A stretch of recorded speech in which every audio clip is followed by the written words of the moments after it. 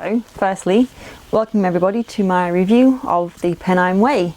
I've got a lovely cup of tea on the go.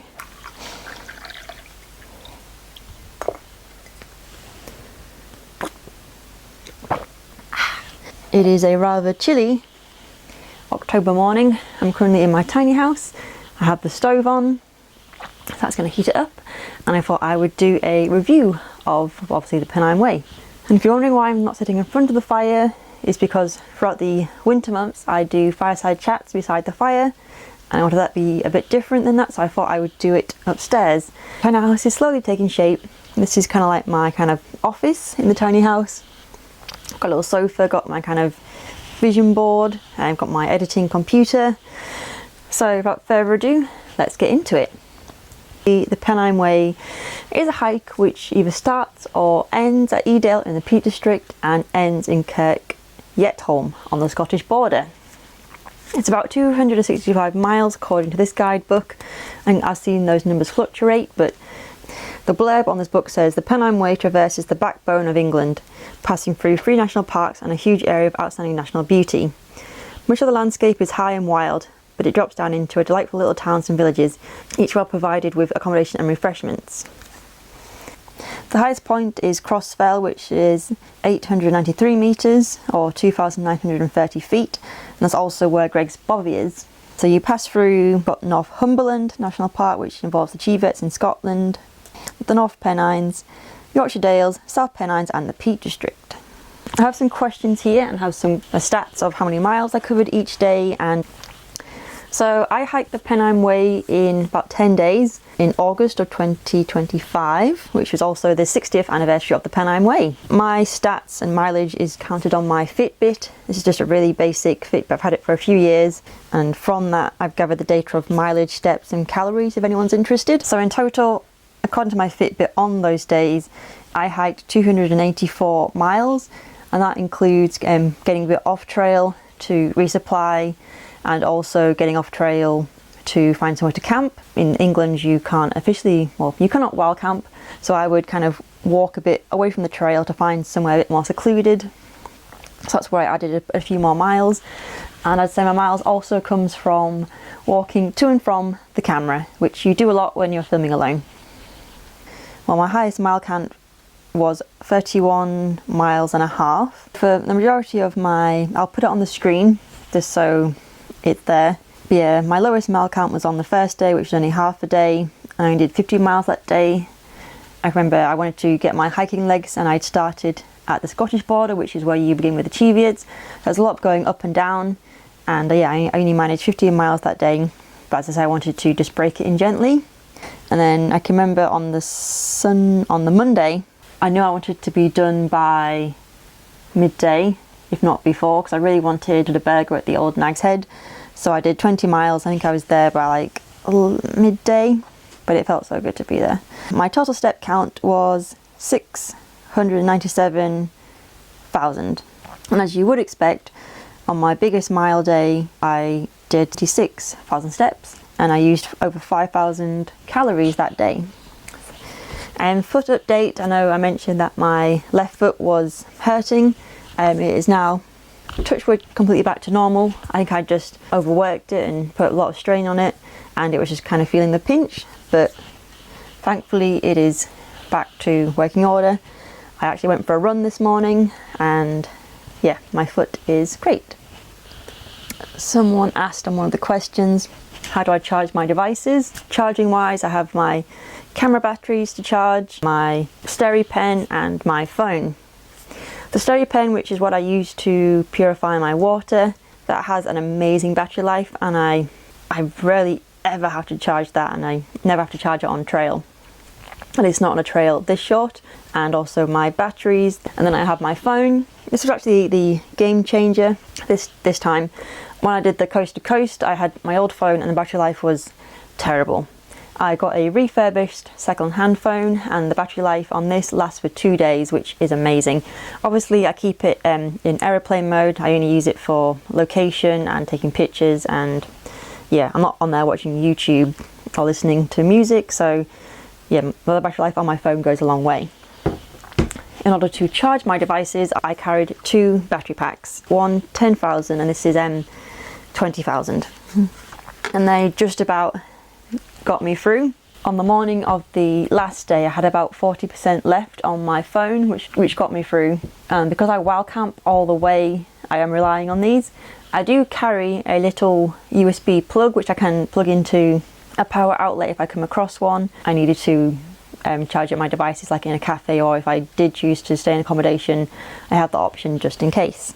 So if you'd like to see what gear I carry, click up here and you will see the gear I took on the coast to coast, which was pretty much the same as what I took on the Pennine Way.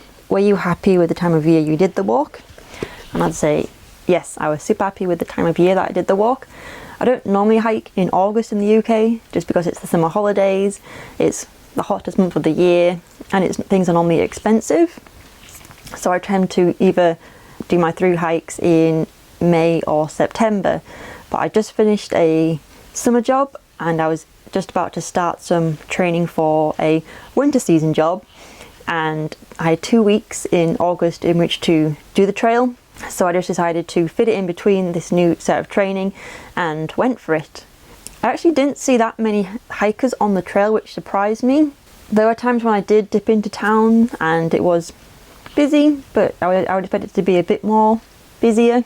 I hiked the trail north to south, which is technically backwards from how people do the trail, and I saw a few hikers, but I didn't see as many as I was expecting. Did you consider a different month?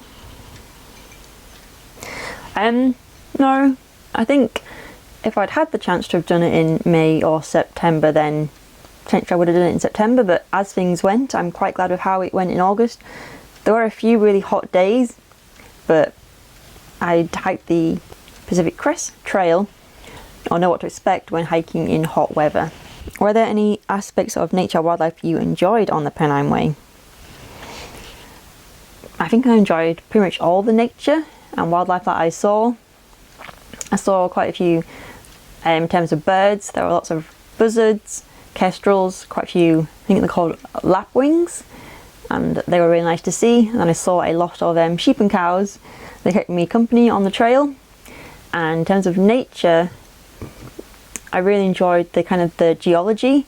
As you're walking through the landscape, it kind of changes. Like in Malling, you get to all the kind of limestone, and then when you get to the Peak District, it's more, I think it's grit. But I really enjoyed that aspect of it, of the geology changing as you hiked down. Another question someone asked, do you ever feel unsafe when out on these long walks? And have you ever had any issues with unwanted attention when wild camping? I think this was one of the topics I was going to cover this winter for one of my fireside chats. So I will cover this question in relation to the Pennine Way. I always felt safe on the Pennine Way. I never felt scared in any way, which is great. But yeah, even though I was alone for the majority of the hike, I came across like other hikers, day hikers on the trail. On my second night, I camped with another through hiker. He was going south to north. He was called Neil. I never at any point felt uncomfortable. He asked me several times if it was okay to camp next to me. I said, yeah, it's fine. And yeah, we had a great conversation about through hike, why we hike, mental health, traveling, jobs. And yeah, it was great. Kind of felt like the PCT, where you just you're hiking along and you'll see someone and you guys kind of camp next to you, and yeah, you make some hiker friends that way. But yeah, on this trail, I never felt unsafe, and I never got any unwanted attention on these trails, which is great. But I will say something, it does make me think twice about where I want to camp. I think when I was on the outskirts of a town, just before I was going to resupply the next day, I saw quite a few spots which looked great to wild camp. They were flat, it was in a nice little woodland, but it was right on the outskirts of a town, and there was quite a few people walking around just enjoying the evening. Like, they weren't doing anything untoward, they were just, out for an evening stroll. But because I knew there was quite a few people in the area, that put me off camping in such a kind of open spot. If it had been with other people or my partner, then I probably would have camped there, no worries. But because of that, I decided to hike on, ended up camping in somewhere a bit more secluded. And it did not put me on edge, but I remember doing a few more checks that night than I normally would. So that's not to say I didn't feel safe, I was just more aware of my surroundings. But yeah, hope that kind of answers your question. But as I said, I will go into this in further detail in a future fireside chat covering this winter. But my favourite bit was probably hiking towards Malham. As I said, I used to live there, so it was quite a kind of treat in a way to come back and also to arrive on foot. And it was so nice to wander through, kind of go back down memory lane and see Malham Tarn. The walk between Gargrave and Malham is really beautiful. You kind of follow the river for the majority of the way, and I remember really enjoying that day, just hiking. I think I hiked from Pennine down towards Malham Tarn, hiked around the lake, down into Malham, and then onwards through Gargrave and then along the canal. I remember that being a really beautiful day. And probably my least favourite part was probably the first day, because I struggled to get my hiker legs. I think I'd spent the night at my sister's, then I got on 2 trains, 3 buses to arrive at the start at Herriot home, and then I just started hiking. I remember it was middle of the day, it was really muggy, and I kind of struggled to get into it. And yeah, starting off at midday, that kind of maybe knocked me off kilter, and I think that was the day I struggled the most. So that was probably my least favourite part of the trail, but once I got my hiking legs, I think I was away. In terms of other hikes I've done in the UK, I would probably place the Pennine Way third. For context, I've done about 8 trails in the UK, and yeah, I think it becomes third after the Skye Trail, which I put at number 1. That was amazing. Second, I'd probably put the Coast to Coast Trail. You go through the Lake District, Yorkshire Dales, and then you end with the North Yorkshire Moors. And I lived for the past 6 years near Robin Hood's Bay, so I was essentially walking home, and maybe for that reason that it was second on my list, but I really enjoyed that trail. And then I'd probably put the Pennine Way third.